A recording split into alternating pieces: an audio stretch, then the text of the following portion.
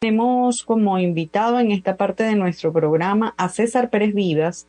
Él es abogado, fue gobernador del estado Táchira, también dirigente político social cristiano y lo saludamos. César, bienvenido, buenas tardes. Buenas tardes, Maripili. Un placer estar contigo y con toda la audiencia de Unión Radio a esta hora del mediodía. Encantada de conversar contigo. Bueno, y queríamos preguntarte respecto a tu aspiración, el planteamiento que has realizado de postularte como precandidato para las elecciones presidenciales del 2024. Queríamos que nos comentaras de dónde viene esta aspiración y si tu propuesta concreta es participar en las primarias que estaría organizando la plataforma unitaria.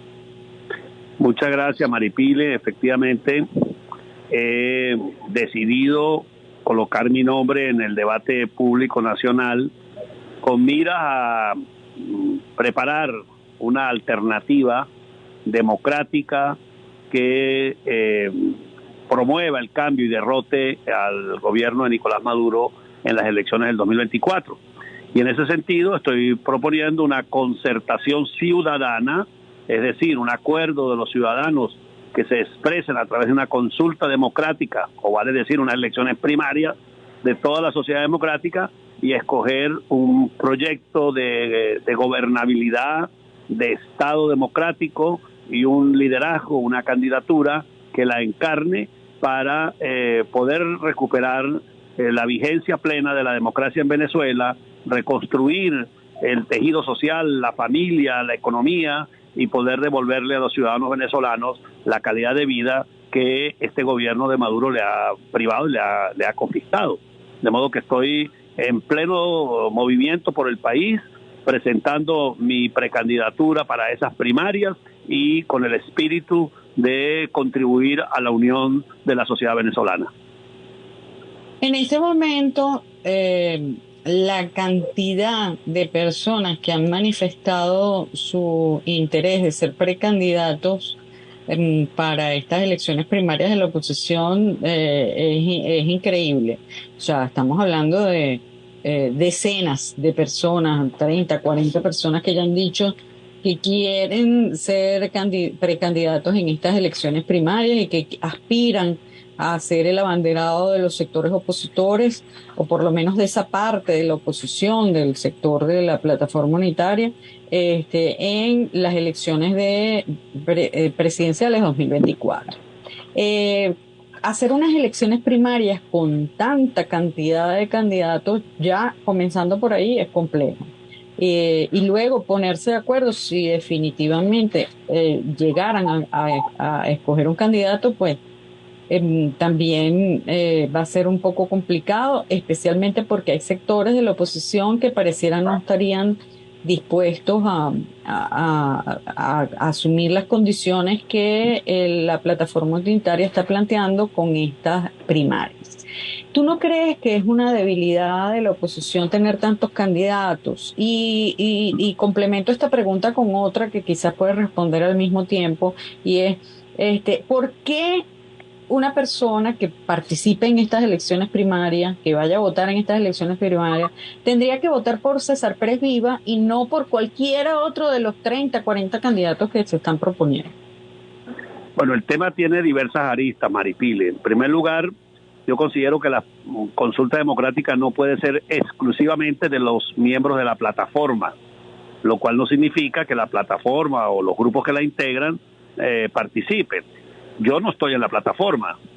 Yo soy un dirigente democrático que no tiene presencia orgánica en esa plataforma, pero que soy de la sociedad democrática y por lo tanto estimo que tiene que celebrarse una consulta para todos los sectores que de verdad quieren cambio, que quieren lograr una nueva etapa para la Venezuela del futuro. Y en este sentido me parece fundamental construir una candidatura unitaria con un patrón para que los ciudadanos escojan el programa, el proyecto y el liderazgo más adecuado. Y en ese sentido, lo grave sería que no hubiese candidatos, que hayan varias opciones, que a estas alturas aparezcan 20 o 30 nombres. A mí me parece absolutamente normal. porque estamos muy todavía a tiempo. Esto va a ir decantando y va a ir poco a poco perfilándose los liderazgos con mayor anclaje en el país, con mayor capacidad de articulación y con un mensaje que pueda entusiasmar y convocar a los ciudadanos. De modo que, en primer lugar, la primaria debe ser de toda la sociedad democrática y no de ningún grupo en particular, sino de todos. Segundo, me parece positivo que haya venezolanos dispuestos a dar esta lucha. Lo grave sería que no hubiese nadie, que nadie quisiese ser candidato, entonces tendríamos a Maduro para siempre. Y yo soy de los venezolanos que piensa que Maduro es perfectamente derrotable con la unión de todos nosotros y con un proyecto que encarne cambios fundamentales. Y yo estoy planteando dos elementos fundamentales de cambio. El primer elemento es el cambio del Estado centralista y autoritario que han instaurado por un Estado verdaderamente democrático, descentralizado, con separación de poderes, con respeto fundamental a los derechos humanos. Y en ese sentido estoy planteando la eliminación de la reelección presidencial, una figura que se estableció en la Constitución de 1999 y que ha sido perversa porque ha permitido todo tipo de abuso desde el poder para mantener a la misma camarilla en el ejercicio del mismo. En segundo lugar, planteo reducir el periodo constitucional a 5 años, planteo la doble vuelta presidencial y restablecerle la autoridad, la fuerza al Parlamento mediante el establecimiento de un Congreso bicameral que sustituya esta figura raquítica, endeble de una asamblea anodina como la que hoy tiene Venezuela. Entonces, este cambio estructural es fundamental. Y el otro cambio es el cambio del modelo económico.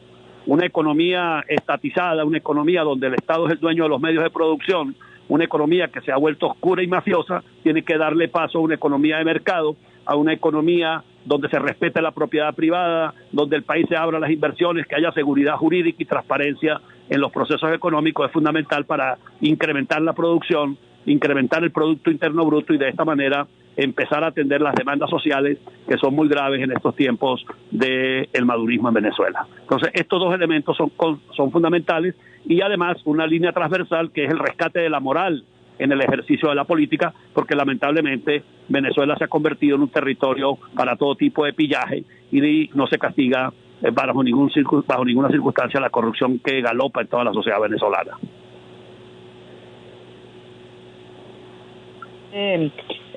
Un cambio constitucional, aún si tú llegaras a ganar las primarias de la oposición e incluso aún si tú llegaras a ser presidente de la República, no la puedes ofrecer porque no es competencia del presidente de la República hacer esos cambios en la Constitución. Para eso se necesitaría como mínimo una enmienda constitucional y siendo cambios de tanta envergadura, ni siquiera estoy segura si no haría falta una constituyente nueva. Entonces, me parece un poco extraño que hagas ese tipo de propuestas cuando lo que tú estás aspirando es ser presidente. No es competencia del presidente hacer eso. Efectivamente, Maripil, el presidente no tiene esa competencia, pero tiene la iniciativa. De acuerdo con la Constitución, el presidente puede proponerle al Parlamento reformas, enmiendas a la Constitución.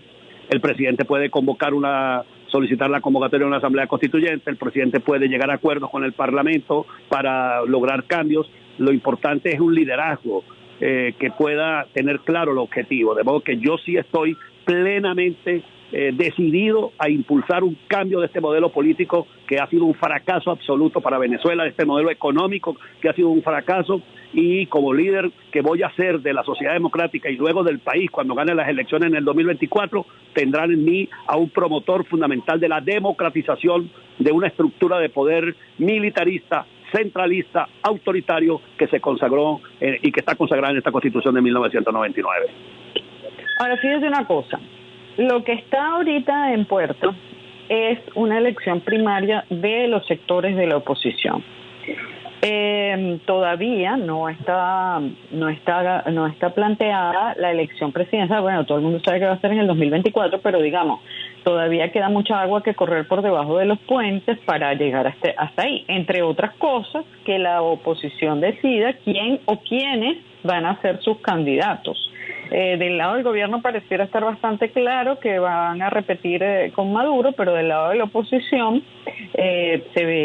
no se ve claro ese panorama, no se sabe quién ni cuántos candidatos va a tener la oposición. Entonces, como el elefante hay que comérselo por pedacitos, tú me hablas de tu propuesta en el caso de que tú llegues a ser presidente, pero para poder llegar a ser presidente lo primero que tienes que hacer es ganar las primarias de la oposición o buscar un acuerdo dentro de la oposición para que apoyen tu candidatura, y además tienes que competir con X cantidad, decenas de otros candidatos. Entonces, en estas primarias, más allá de lo que tú harías si llegaras a ser presidente, en estas primarias, ¿por qué tú crees que tú eres mejor candidato para la oposición, para eventualmente ganar la presidencia, que otros cualquiera de las decenas de candidatos que se están postulando? ¿Por qué la oposición debería escogerte a ti y no a otro?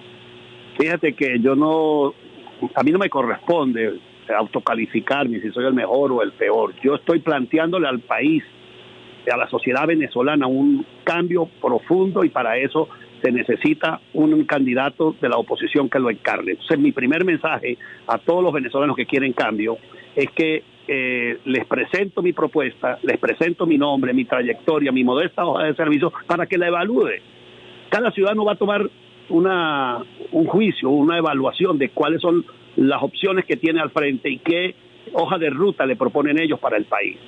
Si alguien, por ejemplo, considera que deberíamos mantener el actual esquema, pues yo creo que cambiar a Maduro para poner a otro personaje en Miraflores con el mismo modelo económico, con el mismo modelo político, va a seguir el fracaso, va a seguir el autoritarismo, va a seguir el centralismo, va a seguir la violación a los principios de la Constitución, porque no vamos a tener separación de poderes, porque vamos a tener un Estado centralista que no le permite a los estados y a los municipios cambiar. Entonces es muy importante que los aspirantes a conducir la República le marquemos una hoja de ruta a la sociedad, un modelo distinto al modelo socialista fracasado que ha encarnado Maduro en estos años, en primer lugar.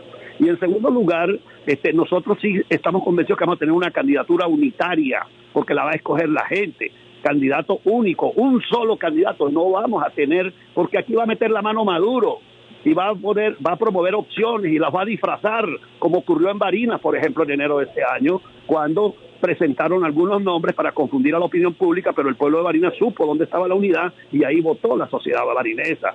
Así va a ocurrir con la sociedad venezolana. Vamos a tener un candidato unitario elegido por los ciudadanos y con ese candidato vamos a ir a las elecciones en 2024. Yo presento mi nombre. Si el pueblo de Venezuela que concurra a las primarias me da a mí esa representación, pues yo haré mi mejor esfuerzo por integrarlos a todos y por impulsar ese cambio para derrotar a Maduro. Pero si elige a otro, yo seré un contribuyente para que esa unidad se concrete y se pueda producir el cambio que el país espera en el 2024. Es muy interesante. Yo entrevisto aquí todos los días de mi vida gente que está en el área política y he entrevistado ya a muchos precandidatos. Es muy interesante que tú insistas con cuál sería tu programa de gobierno o tu planteamiento de gobierno. Perdóname, María Pile, no es un programa de gobierno, es un programa de gobernanza de la sociedad a 50 años. El programa de gobierno es otra cosa que la podemos hablar en otro momento. Claro. ¿Me entiendes? Pero esto se trata, porque es que a mi modo de ver, no se trata de cambiar un gobierno por otro, se trata de cambiar un modelo fracasado que ha destruido a Venezuela. Obviamente el conductor del modelo también ha fracasado, llamado Nicolás Maduro. Yo pongo un ejemplo, un vehículo con el cual usted quiere ir de Caracas a Valencia. Si el vehículo tiene el motor dañado, probablemente no llegue a Valencia. Así el conductor sea excelente, puede tener el mejor conductor, pero el vehículo no llega porque ese no está en condiciones de avanzar. Y si es al revés, tiene un buen modelo, un buen vehículo, pero tiene un conductor pésimo, se estrella en el camino. Aquí hay que cambiar de modelo y de conductor, de vehículo y de conductor. Modelo fracasado y un conductor experimentado para poder lograr el objetivo. Bueno, te estaba justamente comentando que es interesante que tú plantees lo del tema de un modelo de cambio desde el punto de vista del proyecto, porque no suele ser el discurso de muchos de los opositores. La mayoría, el 99% de los opositores dicen que hay que salir de Maduro, que el país estaba fracasado, todas esas cosas, pero, o sea, es un ataque al gobierno, pero sin plantear algo concreto, específico. Y en ese sentido yo quería preguntarte, En el tema económico, en la actualidad pareciera, de acuerdo a lo que incluso el propio gobierno dice y sectores empresariales, que el país se ha venido recuperando de una larga época terrible de hiperinflación y de unas situaciones bastante complejas que el gobierno le achaca a la guerra económica y a las sanciones, y que los sectores opositores manifiestan otras causas distintas. Pero en todo caso, el pueblo ha sufrido un largo periodo de dificultad económica que pareciera estar cesando, que pareciera estarse mejorando. Entonces yo te pregunto, pareciera que de aquí al 2024 la tendencia es que la economía del país mejore. Te pregunto yo, si tú llegaras a ser presidente, ¿cuáles serían tus propuestas en el plano económico?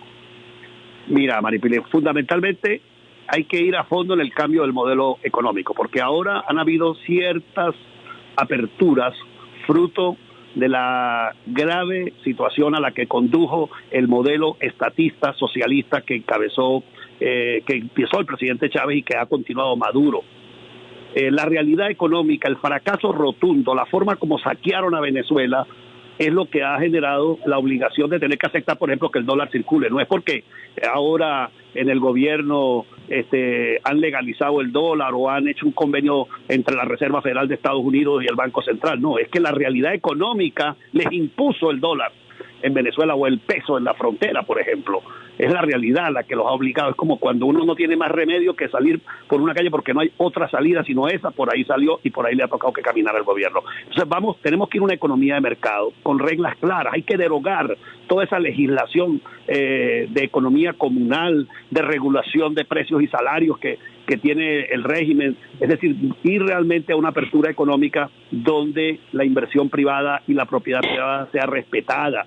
Aquí no hay garantía de propiedad privada. La semana antepasada acaban de invadir una hacienda en Barinas. ¿Por qué? Porque sencillamente la cultura del régimen, del gobierno, del sistema político, como usted me lo quiera ya definir, es la de abordar o de intervenir la propiedad privada. Aquí no hay igualdad de oportunidades para los actores económicos. Aquí, si usted no está conectado con el gobierno, no importa. No puede traer bienes y servicios, no puede trasladar bienes y servicios. Yo, que soy un hombre con una vinculación porque soy tachirense, conozco las vicisitudes de los productores de la montaña alta del Táchira cuando vienen con sus productos a otras regiones del país, al oriente, al centro, al sur. Tienen que pasar por cualquier cantidad de intervenciones, de hostigamientos, de extorsiones del aparato represivo y del aparato de seguridad del Estado, porque lamentablemente es la cultura inserta en el país. Entonces resulta que en cambio, cuando se trata de un privilegiado que tiene conexión con ese aparato, entonces ese sí pasa tranquilamente. De modo que tenemos que ir a un proceso de integración del sector privado nacional e internacional, y yo he dicho lo siguiente, a un relacionamiento con Occidente, con la economía del mundo occidental, porque Maduro privilegia, por ejemplo, Irán, ¿verdad? Por ejemplo, Rusia, Bielorrusia, China, y yo no digo que no tengamos relaciones con países como China, pero obviamente tenemos que acercarnos a América Latina, a establecer una relación más directa con Colombia, una apertura comercial con Colombia, volver a la comunidad andina, llamar a los Estados Unidos, a las inversiones de los Estados Unidos de América y de Europa que vengan a venir a invertir en la economía venezolana, a abrir de nuevo la economía petrolera a la inversión privada porque el Estado no tiene capacidad para reactivar la economía petrolera, abrir la economía agrícola, turística a la inversión privada nacional e internacional y sacar al gobierno, al Estado, de la gestión económica directa, porque allí lo que ha generado es una corrupción gigantesca y es necesario sanear esa economía y permitir ese desarrollo para que se le puedan pagar salarios adecuados a los venezolanos, porque en este momento ese saqueo que produjo Cadivi, ese saqueo que produjo la estatización de las empresas básicas, lo que ha generado es pobreza y miseria. Entonces el gobierno lo justifica, como tú me lo señalabas, con sanciones. Las sanciones son del 2019 para acá, y el hambre y la miseria que ha generado el saqueo y el modelo estatista tiene ya más de una década en Venezuela. De modo que vamos a ese cambio fundamental en Venezuela. A ver, fíjate una cosa, César. Los problemas con países como, por ejemplo, Estados Unidos y Colombia, las relaciones comerciales con Estados Unidos y Colombia se han mantenido siempre. Es decir, Estados Unidos era el primer socio comercial de Venezuela y Colombia el segundo. Y eso fue así toda la vida durante 100 años, con la única excepción del 2019 para acá, que a esos dos países se les ocurrió reconocer a un señor que se autoproclamó en una plaza y que dijo que era presidente. La única vez en la historia, desde que existe petróleo en Venezuela, que no se le ha vendido petróleo a Estados Unidos, es cuando apareció el caballero el señorito de Guaidó, diciendo que él era presidente. Pero del resto, toda la vida, Estados Unidos siempre fue el primer socio comercial de Venezuela. Él se le puede echar la culpa a Maduro de una cosa como esa. O sea, realmente eso fue una decisión que tomaron Colombia y Estados Unidos, no Venezuela. Perdóname, Maripili. Es verdad que no se le puede echar la culpa a Maduro. Perdóname, Maripili, yo le echo la culpa a todo el régimen que ha estado, por ejemplo, de la salida de Venezuela de la Comunidad Andina de Naciones. No existía ni siquiera Guaidó cuando ya el señor Hugo Chávez había sacado a Venezuela de la Comunidad Andina de Naciones, había roto relaciones diplomáticas y comerciales con Colombia y acabó con un intercambio comercial de 7.000 millones de dólares. Ya Hugo Chávez inició Pero con su espérate, discurso es que incendiario. toda la vida hubo un intercambio comercial con Colombia, No, cuando perdóname, Chávez y ahorita, por supuesto que sí. Discúlpeme, Maripili, no había aparecido Maduro cuando, no había aparecido el señor Guaidó cuando Maduro cerró la frontera, cuando Bielma Mora expulsó de los barrios de San Antonio del Táchira a toda una comunidad de colombianos, haciéndolos pasar el río Táchira con sus enseres domésticos al hombro, y después fue que llegó el tema de Guaidó. Esto tiene antecedentes, para que lo tengamos claro, es una visión equivocada de las relaciones internacionales, es considerar el imperio, el enemigo, con ese discurso que Hugo Chávez incendió a América Latina y a Venezuela, lo que nos produjo esta ruptura, que finalmente trae como consecuencia cuando reconocen al señor Guaidó. Pero eso no es unilateral, ya eso tenía muchos años de venir ese discurso antinorteamericano de parte de Chávez. Y yo te lo digo con toda franqueza, yo no soy antinorteamericano ni proamericano, yo creo que están aquí al lado, son la primera potencia económica del mundo y hay que buscar relaciones con ellos. Y yo como presidente futuro de Venezuela voy a abrir relaciones comerciales con los Estados Unidos y los voy a invitar a que vengan a Venezuela a invertir, porque aquí necesitamos empresas que le paguen bien a los trabajadores y no esta miseria de salario que Maduro le paga hoy en día a un trabajador. Con manzana. Porque los problemas políticos entre Colombia y Venezuela son ancestrales, se tienen 200 años. No, pero ese tipo de problemas no eran. Pero déjame terminar. Los problemas políticos entre Colombia y Venezuela tienen 200 años y los problemas incluso con los Estados Unidos son bastante antiguos y los discursos políticos y los problemas políticos, nada más y nada menos que Estados Unidos participó en varios golpes de Estado en contra de tanto de Chávez como de Maduro, son una cosa, pero las relaciones comerciales siempre se mantuvieron, excepto a partir de 2019. Y yo te estoy hablando de las relaciones comerciales, siempre hubo relaciones comerciales. Bueno, mira, Maripili, me encantaría profundizar ese tema contigo, con muchísimo gusto te ofrezco estar contigo, inclusive si quieres en el estudio, para conversar sobre ese tema y demostrar cómo el socialismo acabó con las relaciones comerciales. Pero en este momento estoy en un estudio de televisión aquí en Los Altos Mirandinos y ya se me está agotando mi tiempo para poder estar en otro programa, y te ruego encarecidamente me perdones que no pueda continuar en este momento contigo y te ofrezco mi disculpa. No te preocupes, volvemos a conversar para tratar ese tema. Volvemos a conversar, te volvemos a invitar. Gracias, César, por haber estado con nosotros. Amigo César Pérez Vivas, él actualmente precandidato a las elecciones primarias de la oposición de cara a la posibilidad de una candidatura unitaria para el año 2020.